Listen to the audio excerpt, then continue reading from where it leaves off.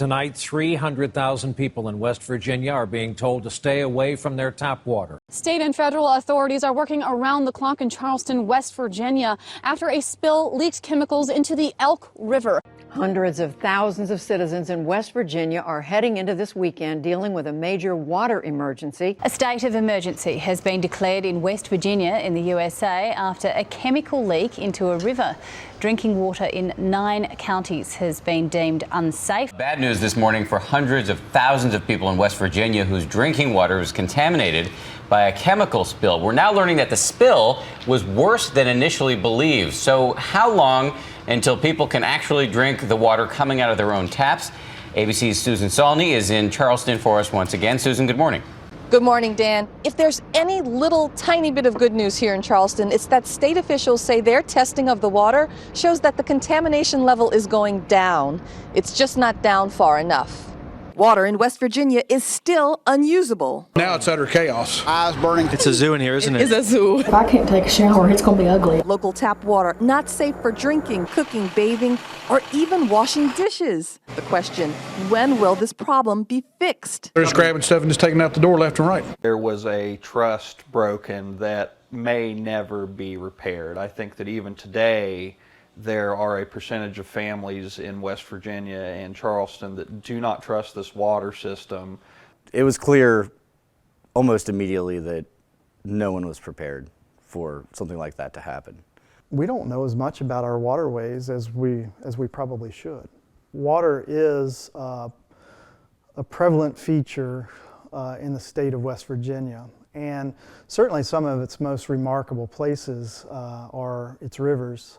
But when it comes to something as essential as water, know what's going into the water. Know how your water's processed. Understand what potential hazards there are along the waterways which feed your particular system. But if something like this would have happened in New York City, the entire world would have been paying attention to it. And they would have been hungry for every detail.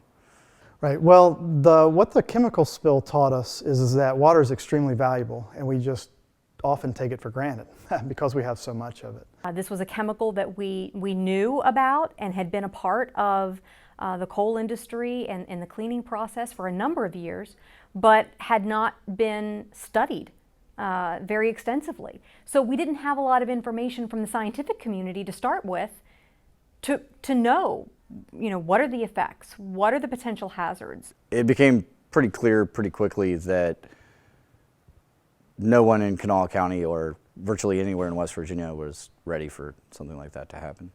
And as we lose rivers and their value of drinking water and become dependent on very few, then we become very susceptible to something that would seem like to be a localized event.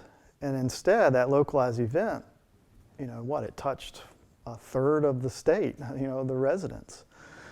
So there's a lesson in that, that the less we protect, the more dependent we become on a very, very scarce resource. People really need to advocate for their own safety and for their community's safety and be informed and hold people accountable. I think from an economic standpoint, there were so many people that couldn't go out and afford to go get a hotel room, couldn't afford to go drive 30, 40, 50 miles to another place to take a shower, to do their laundry, to do the necessities with water.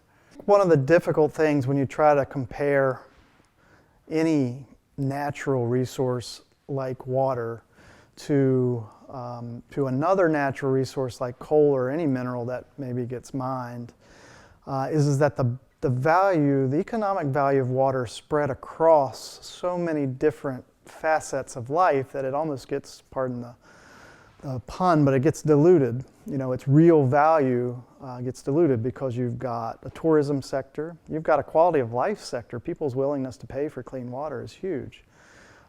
You've got a recreational sector, you've got the power industry sector. And then, of course, you have the drinking water sector, and all of these things draw on the value of water. In short, it was a mess. It was a mess. I was lucky. I had water, but that meant I was sort of ground zero for people who needed showers, who needed to fill up water bottles, for people who just kind of wanted a place where they could get away from the no water situation wherever they were and feel a sense of normalcy for a little bit. So I was very, very fortunate. But our staff, our reporters. My roommate at the time flushed the pipes, and I remember coming home and getting ready to take the first shower, and you know, that smell was everywhere. So, and they told us that it would be there, but I think that everyone, at least myself, was a little reluctant. It was a matter of necessity, though. It had been days, and it's not like I could jump in the car and just drive away out of town to go find some water to use.